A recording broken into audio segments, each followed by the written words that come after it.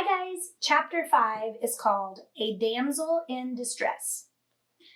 At this point in my story about Phoebe, Graham said, I knew somebody like Phoebe once. Phoebe, I said. Yes, that's right. I knew someone just like Phoebe, only her name was Gloria. Gloria lived in the wildest, most pepped-up world, a scary one, but oh, scads more exciting than my own town.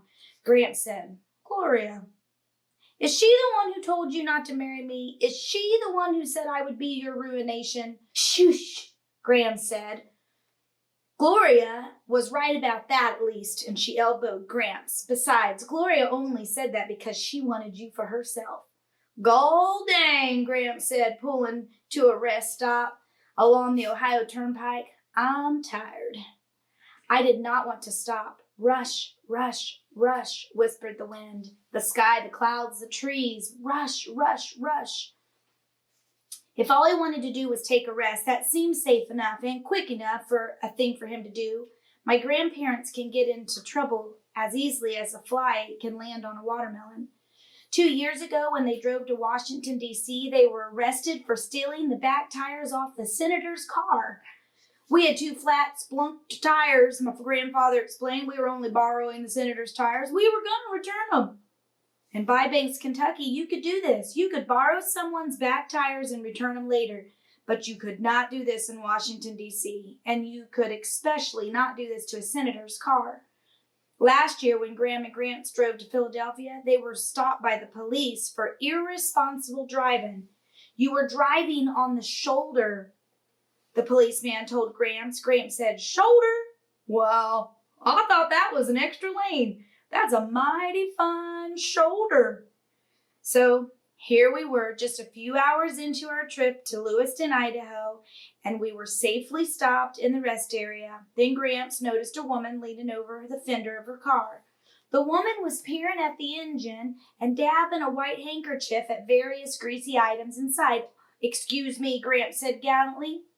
I do believe I see a damsel in some distress. And off he marched to her rescue. Graham sat there, patting her knees and singing, oh, meet me in the tulips when the tulips do bloom. The woman's white handkerchief, now spotted with black grease, dangled from her fingertips as she smiled down on the back of Gramps, who had taken her place leaning over the engine. Might be the carbusteretor, or maybe not. He tapped a few of the hoses. Might be this dang snakes, he said. Oh my, the woman said. Snakes? In the engine? Gramps waggled a hose. This here is what I call a snake, he said. Oh, I see, said the woman. And you think those snakes might be the problem? Maybe so, Gramps said, pulling on one, and it came loose. See there? It's off. Well, yes, but you just gol dang snakes, Gramps said, pulling on another one. It came loose. Looky there, another one. The woman smiled a thin, worried smile, but 2 hours later, there was not a single snake still attached to anything to which it was supposed to be attached. The carbusteretor, well, it lay dismantled on the ground. Various other pieces of the woman's engine were scattered here and there. The woman called the mechanic, and once Gramps was satisfied that the mechanic was an honest man who might actually be able to repair her car, we started on our trip again. Salamanica, Graham said. Tell us more about Phoebe. Phoebe, I said. Phoebe Winterbottom. Yes, that's right, Graham said. Phoebe. That's it.